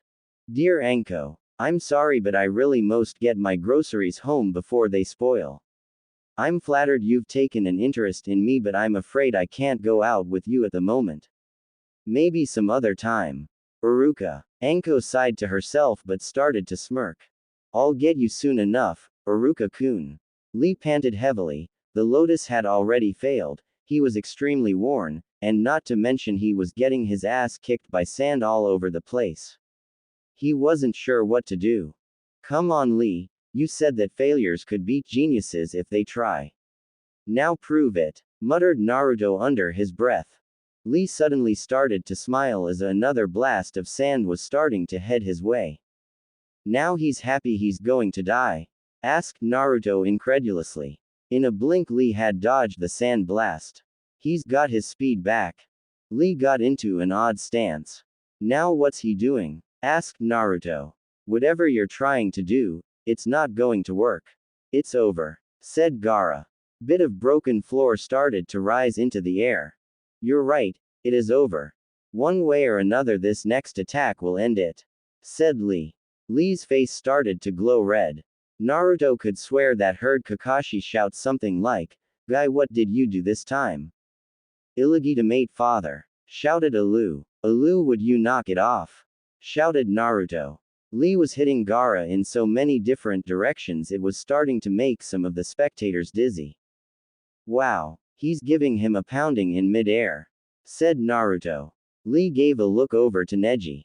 Are you watching, Neji? This is the move I planned on using on you. Gives you something to look forward to, huh? Thought Lee. Lee gave one final tug of his bandages that had wrapped around Gaara's waist. This is it. Gaara winced as he was hit with both a punch and a kick at the same time. Hidden Lotus. Gaara landed on the ground, causing an explosion.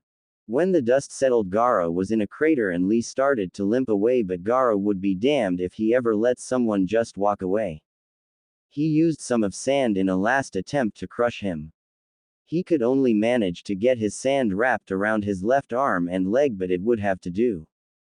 Gaara closed his hand, causing the sand to crush the two contained limbs. Lee cried out in pain as the bones in his arms and legs were crushed. The sand started to reconfigure itself around Gaara. He sent another wave of sand towards Lee only to have it knocked away by Guy. Gaara held the right side of his face in pain. You saved him. But why? He lost, said Gaara. Because he is my student, but he's more than that. He is someone who is precious to me, said Guy. Because he's your son, I knew it, shouted Alu. Alu, would you knock it off? You completely ruined the moment, shouted Naruto. Gaara, being one who would never understand such words, started to walk back towards the stairs. Winner of the match, Ga. But Hayate stopped, for what he saw was literally unbelievable. Lee stood in his typical pose with one hand out. Impossible. How could he still be standing? Thought Gaara. Guy walked over to Lee with tears in his eyes. Lee, even when you've lost consciousness, you still refuse to give up on the fight, cried Guy. Iruka sighed as he fell into his bed. He had one hectic day, that was for sure. But he knew tomorrow was going to be worse. Naruto glared furiously at the floor. It wasn't fair. Lee fought so hard and gave the fight everything he got, and now because of it the doctors say that his condition would never allow him live a life of a ninja ever again. Naruto always felt that he could relate to Lee. He knew what it was like to be looked down upon, what it was to have to gain strength by working hard. Naruto suddenly felt a fury dwell inside him as he watched the med nins carry Lee's unconscious form away. You said we could do it. You said all we had to do was try. It was all a lie, wasn't it? Kakashi landed next to Naruto and put a hand on his shoulder. Naruto, calm down, said Kakashi. But Kakashi-sensei, it's not fair, said Naruto. No, it's not. But Lee was so obsessed with proving his dream he never once thought of the price he had to pay. Now because of it he can never live his dream again, said Kakashi. All of the anger Naruto had was now replaced with sadness. Temari sighed as she watched Naruto. He looks so sad. Having 3 of your friends beaten up in the same day has got to put anyone down in the dumps. Temari froze at her own thoughts. Not that I care. Why does Temari look so sad? And why is she staring at Naruto with those eyes? Unless, I don't believe it. My sister has a crush on that idiot and she doesn't even know it. Either that or she's in denial, thought Kankuro. You should feel honored, Naruto. You were one of the people he wanted to fight, right up there with Neji and Sasuke, said Kakashi. Naruto eyed the floor sadly. He wanted to fight me. But I'm no genius. I'm not a ninja prodigy, I don't even have a bloodline. So why would he want to fight me? Naruto started to go up the stairs, but when he reached the top, Kankuro grabbed him by the scuff of his jacket. Now you listen to me, ya moron. If you know what's good for you, you'll stay away from my sister," said Kankuro. Huh. Kankuro let go of him and started to head down the stairs. "I'm watching you," said Kankuro. Naruto stood there for a moment with a very confused expression on his face. "Did I miss something?" shouted Naruto. Naruto heard an explosion and saw that Choji had been defeated. "Well, I know I missed the fight anyways," said Naruto. The third started another speech on why the next part of the exam was going to be a month away, but Naruto wasn't really paying attention. Too much had happened to him in one day. He figured that maybe should visit the hospital just to make sure his friends were okay, that way he wouldn't be staying up all night worrying. Naruto grumbled through the hallways of the hospital. Stupid nurses wouldn't let him visit Sasuke, but at least they told him where the rest of his friends were, so he decided to move on to the next of his injured friends, Hinata. He luckily found her awake. He supposed Hyugas were fast healers. "Hey Hinata," said Naruto. Hinata blushed brightly from being caught off guard. Naruto-kun. What are you doing here?" asked Hinata. "Well, a lot of our friends got hurt during the preliminaries, so I thought I'd come by and visit." "How are you feeling?" asked Naruto. "Sore. The doctors say that I will have to stay here 2 weeks top," said Hinata. Naruto winced. "Ouch. Well, I can't say that I'm surprised. There was no excuse for what Neji did, even if it was a fight," said Naruto. Hinata hung her head sadly. "But your fight was still awesome, Hinata," said Naruto. Hinata's head bolted up. "He kept insulting you and knocking you down, but you just kept getting up." "You were awesome," said Naruto. Hinata's blush deepened. "He thinks I'm awesome. And Hinata, I promise you." Hinata snapped out of her thoughts and gave Naruto her full undivided attention. "I will beat Neji and show him just what a failure can do," said Naruto. A clearing of the throat interrupted their conversation before it could dwell any further. "I hope I'm not interrupting anything," said Kurenai. This time both Hinata and Naruto blushed. No, you're not," stuttered Naruto. "Naruto, I'm afraid I'm going to have to ask you to leave. I have some things I need to discuss with Hinata," said Kurenai. "Oh well, okay. See ya around, Hinata," said Naruto. "Oh, before you go, Naruto, I wanted to ask you something. What's Haruka's favorite food?" asked Kurenai. Miso ramen, I guess," said Naruto. "I mean besides ramen," said Kurenai. "Well, I don't know. He only takes me out for ramen," said Naruto. Sigh. "Thanks anyways, Naruto," said Kurenai. Naruto shrugged and left while Kurenai turned to Hinata. "Now Hinata, what would you think of a double date, me and Haruka, you and Naruto?" asked Kurenai. Hinata did a full body blush and fainted backwards. "That's what I thought," said Kurenai. Elsewhere, Naruto had spotted Kiba. "Ha ha, I kicked your butt," said Naruto. "Shut up, Naruto," growled Kiba. "I'll leave you to lick your wounds," said Naruto. Naruto walked down the hall to see several doctors leave a room, all very depressed. He took a peek in to see Lee looking very depressed. He guessed they had just told him the news. "Hey Lee," said Naruto sadly. Lee saw Naruto but continued to hang his head. "Why?" asked Naruto. "Why what? Why did I do something so reckless?" asked Lee. "No. Why did you want to fight me? I'm no genius. I don't have some sort of bloodline which gives me an unfair advantage." "So why?" asked Naruto. "Because your type of strength is different than Neji's or Sasuke's, but still just as powerful. You gained your strength through blood, sweat, and tears.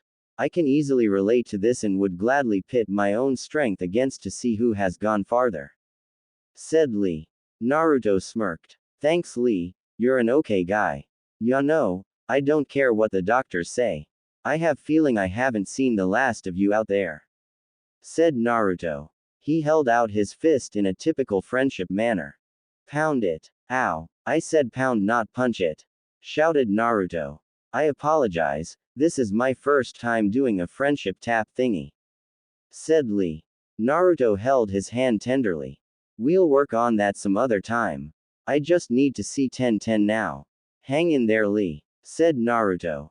Lee nodded firmly. Naruto went down the hall to the last room on the left where he saw 1010 in bandages eating some hospital food in bed. Wow, 1010, out of all the people I've visited, you look the healthiest, said Naruto. Naruto. 1010, startled by Naruto's appearance, accidentally flung her milk carton, which somehow ended up hitting Naruto in the face. Ow. I knew you were a dangerous opponent with weapons, but I didn't know you could throw such a mean milk carton, joked Naruto. 1010 blushed at doing such an embarrassing action. Why was it that every time he was around that she turned into such a klutz? Sorry. Apologized 1010. It's okay. But I didn't expect you to be in the middle of eating, said Naruto. Yeah, well, I love a free meal. I only had a few cuts and bruises despite the rough landing. I'm going to be released today, said 1010. Wow. That's great news. Don't know how your father is going to take you losing though, said Naruto. Oh, don't worry about him. He's pretty forgiving if you gave it your all, said 1010. She put the tray aside and got out of bed. Walk me home, asked 1010. Sure. Why not? Naruto walked down the hall with 1010. He couldn't help but feel uneasy for some reason, almost as if she was up to something. But from what he knew about 1010, she wouldn't do anything to him, would she? You know, Naruto, we really should hang out sometime. Like go to the mall or something, said 1010. Mall? Wait. We have a mall. Since when do ninja villages need malls? Asked Naruto. 1010 giggled. Even ninjas need a mall, Naruto, said 1010. Naruto and 1010 had finally reached the stairs. Well, I suppose you have a point, Minnie, said Naruto.